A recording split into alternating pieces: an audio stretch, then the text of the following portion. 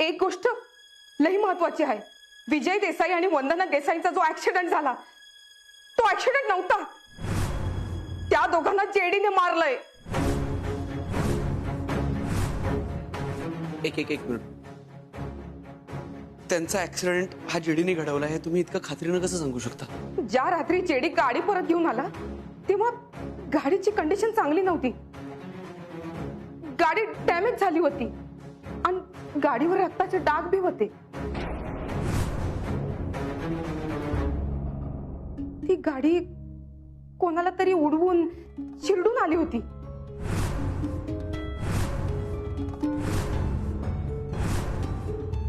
तो घातपात असेल असं आम्हाला वाटतच होतं, पण आता तुमच्या बोलण्याने आमची खात्री पटली.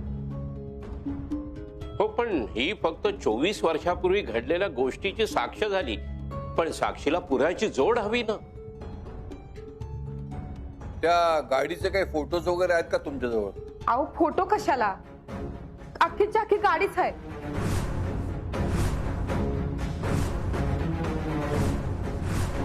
म्हणजे कंडिशन काय फारशी बरी नाही, पण गाडी हाय गपूरच्या गॅरेज मध्ये लपून ठेवलीये.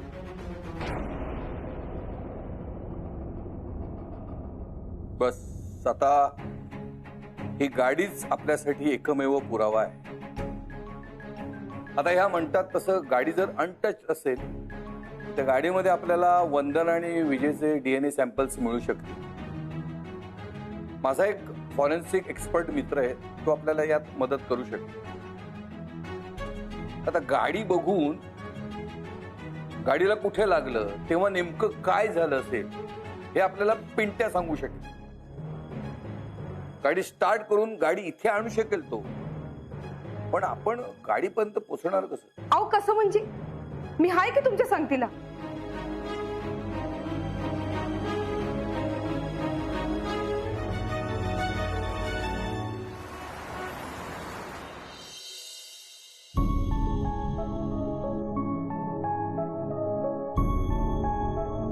हीच ती गाडी.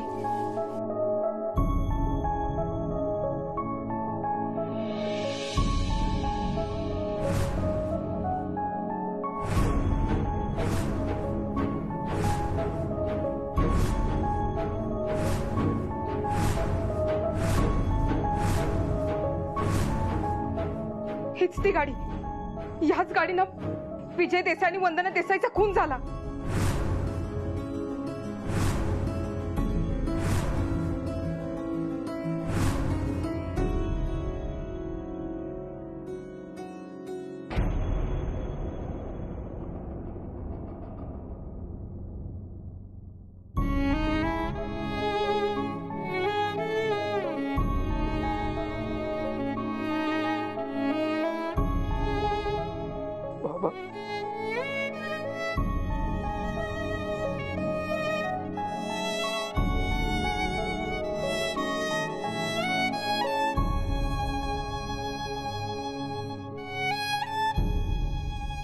आधी सांभाळ स्वतःला.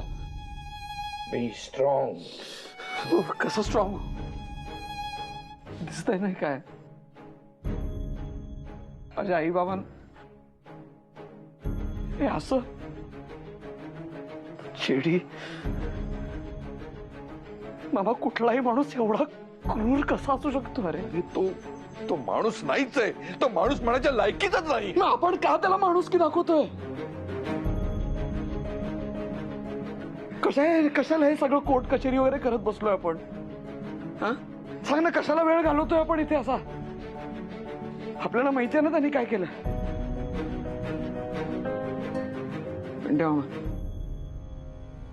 ही गाडी चालू आहे. अरे मामा सांग ना, गाडी सुरू होऊ शकते का नाही? शांत हो आधी. नाही मामा, खूप खूप खूप शांत राहिलो, खूप शांत राहिलो. आता नाही. तेव्हा मी काय म्हणतोय, गाडी चालू करू शकशील का नाही? नाही म्हणजे होऊ शकते. गुड. मला ताबडतोब हवी ही गाडी. पास झालं तर हे न्याय मिळवायचा आहे असा प्रयत्न करण्याचा न्याय मी मिळवून देणार माझ्या आई वडिलांना. आधी लवकरात लवकर गाडी चालू कर. हीच गाडी घेऊन जातो आणि त्या जेडीला ना चिरडून मारून टाकतो. त्याचा रक्त बघितल्याशिवाय आता आम्हाला नाही शांत बसता येणार बंधू. अरे आधी तुला जे वाटतं ते आम्हाला वाटलं नसेल का? आमच्या मनात ते विचार आले नसतील का?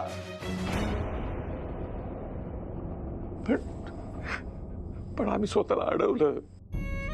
अरे माझी बहीण आणि भाऊजी गेले, आम्ही त्याला नाही वाचवू शकलो. पण आमच्याकडे तू होतास. अरे तुला नव्हतं गमवायचं आम्हाला, आणि आताही नाही गमवायचं.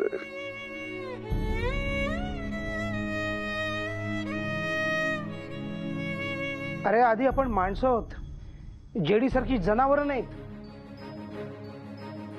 आणि जनावरांच्या जर मुसक्या बांधायच्या असतील ना तर ते फक्त माणसांनाच जमतं. आणि आपल्याला ते जमणार आहे. फॉरेन्सिक एव्हिडन्सेस गोळा करतेच मी. लवकरात लवकर त्याचे रिपोर्ट्स मिळतील असा प्रयत्न करीन. ही गाडी चालू करून ती ताब्यात घ्यायची जबाबदारी माझी. येस पण मोंटेची आणि जेडीची कागदपत्र बी आहेत माझ्याकडं. येस. आता आपल्याला हवी ती जिद्द आणि चिकाटी. आता हे सगळं घेऊन आपण पोलिसात जायचं आणि जेडी विरुद्ध कायदेशीर कारवाईला सुरुवात करायची आणि त्याला तुरुंगात टाकायचं. मग बघूया तो कसा आणि कुठे पळून जातो ते.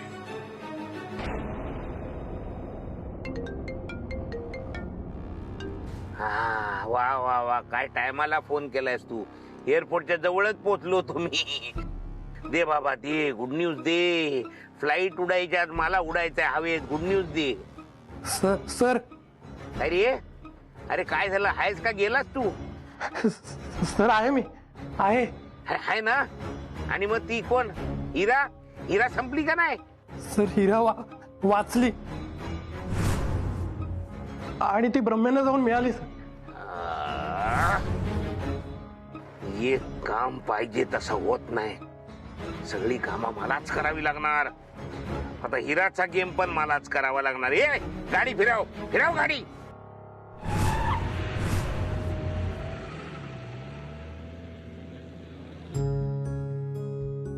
काय मग सई, काय आहे जेवणाचा बेत? आज पिंट्या तुमच्या सगळ्यांच्या आधी जेवला आहे. पोळी भाजी संपली आहे पण वरण भात ठेवलाय. पिंट्या गाड्या तू जन्माचा भुकेला. सारखी तुला खाखा सुटली आहे बकासूर मेला. बंधूबाई, असं कुणाचं जेवण काढू नये. आणि असं भांडता भांडता जेवण वाढू नये. दोनों ने भी की है बिल्कुल सही बात. मिलजुल कर प्यार से खाओ तूप वरण और भात. वा.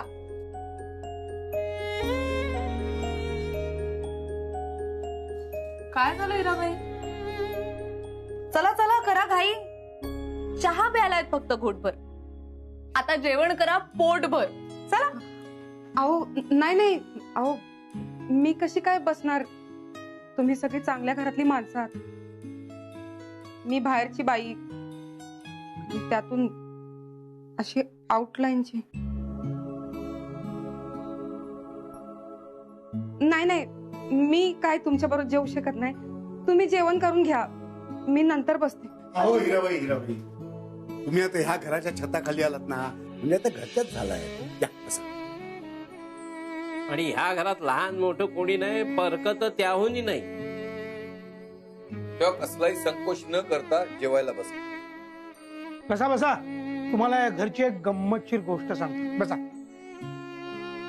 बसा. या बसा. बसा.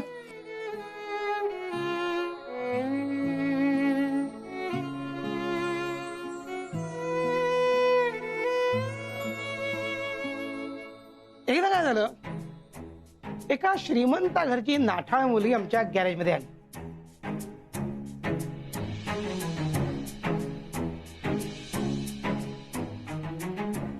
तिच्या डोक्यात प्रॉब्लेम होता का गाडीत हे मला कळायला मार्ग नाही. पण मी मेकॅनिक माणूस, मग मी ती गाडी दुरुस्त करायला घेतली आणि आमच्या आधीने ती मुलगी दुरुस्त करायला घेतली.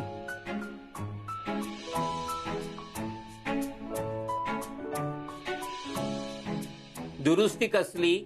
आधी कुस्ती झाली, मग मस्ती झाली आणि मग हळूहळू दोस्ती झाली.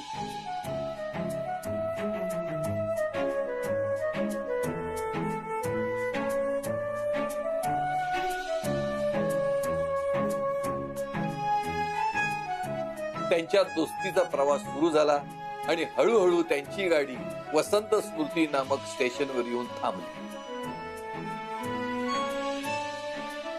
आणि प्लॅटफॉर्म वरती दादा नावाचा कर्दनकाळ उभा होता.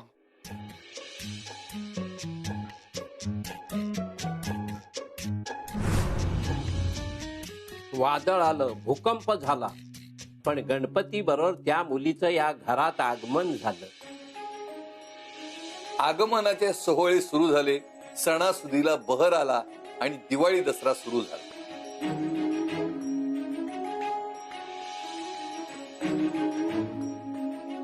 आम्ही सगळ्यांनी तिला मनोमन आमची मैत्रीण आणि या घरची सून मानली होती, पण दादा मात्र हो हो, इतकं काही बोलायला नकोय मला. आणि झालंच इतकं काय काय तर आता कमी कसं बोलणार. तरीही त्या मुलीचं आणि माझ्या भाच्याचं लग्न लावून द्यायला मीच पुढे धावून आलो.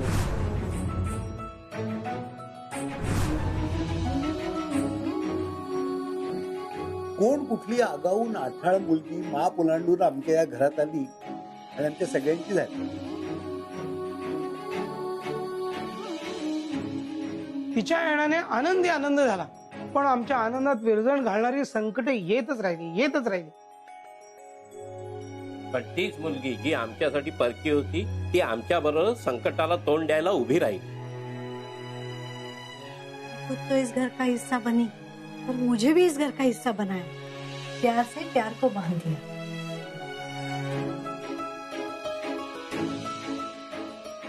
प्रेम म्हटलं तरी मतभेद होते, वादविवाद झाले, भांडणं पराकोटीला गेली. कारण घर म्हटलं की भांडणं होतातच. पण तरीही ह्या मुलीने आमचा हात घट्ट धरून ठेवला. ना आमचा कणा मोडू दिला ना या घराचा.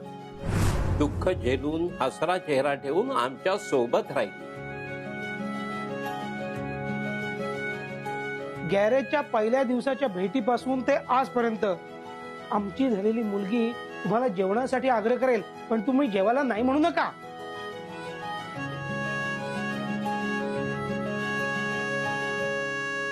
पोरी, खूप किस्मतवाली आहेस तू, आणि हे घर बी खूप नशीबवान आहे. आपलं घर, आपली माणसं, इतका चांगला परिवार मिळायला नशीबच लागतं. अगं, समद्यानं नाही भेटत सगळं. आता माझंच बघ ना, हे एवढं सुख तर मी स्वप्नात बी नाही बघू शकत. पण आता स्वप्न कशाला बघायला हवे? तुम्हाला ते सुख ऑलरेडी मिळालंय. तुम्ही या घरात आलात म्हणजे ऑलरेडी या घराचा भाग झाला आहात.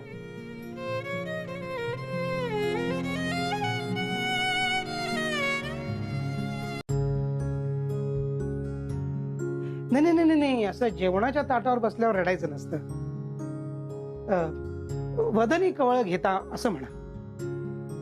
वदनी कवळ घेता नाम घ्या श्री हरीचे, सहज हवन होते नाम घेता पुकासे. जीवन करी जीवित्वा अन्न हे पूर्ण ब्रह्म, उदर भरण मोहे जाणीजे यज्ञ कर्म. जय जय रवीर समर्थ.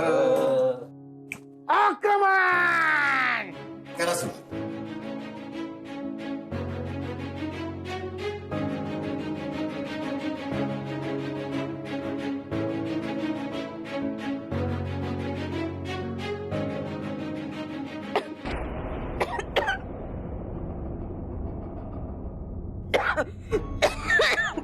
अहो काय झालं? हे घ्या, पाणी घ्या. काय झालं? काय नाही ग पोरी, माझं सुख कोणाला बघवत नाही. त्या हरामखोरांना आठवण काढली असेल ना, तो काय या जन्मात मला सोडणार नाही. जय जय जय.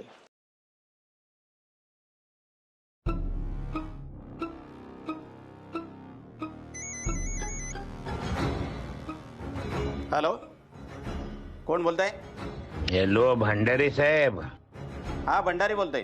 आपण कोण? माझं नाव ऐकून तुम्हाला कायच फायदा नाही, पण मी जे नाव सांगीन ना ते ऐकून तुमचा फायदा होईल. 2 नंबरचे एवढे धंदे पकडले जातील की तुम्ही मुंबई पोलीस मध्ये 1 नंबरचे ऑफिसर व्हाल. माहिती आहे?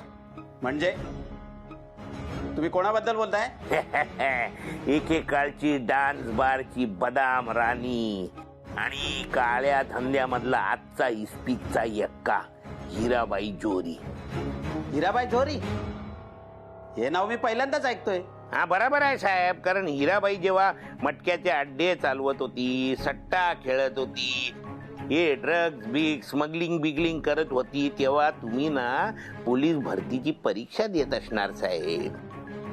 जरा जुने रेकॉर्ड काढून बघा, म्हणजे तुम्हाला कळेल हिराबाई जोरी काय चीज आहे. ठीक आहे, थांबा बघतो.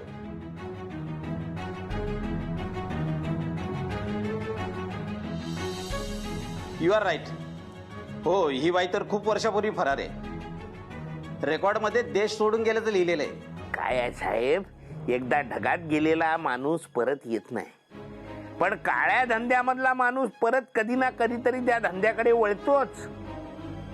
तशी ही डेंजर बाई पण परत आली आणि तिने नवीन गँग जॉईन केली, ब्रह्मे गँग. ब्रह्मे गँग? हा, ब्रह्मे गँग. ब्रह्मे गँगनी आसरा दिला या डेंजर बाईला. पत्ता सांगतो, वसंत स्मृती, बंगला नंबर 604, फणसवाडी, मुंबई 400003.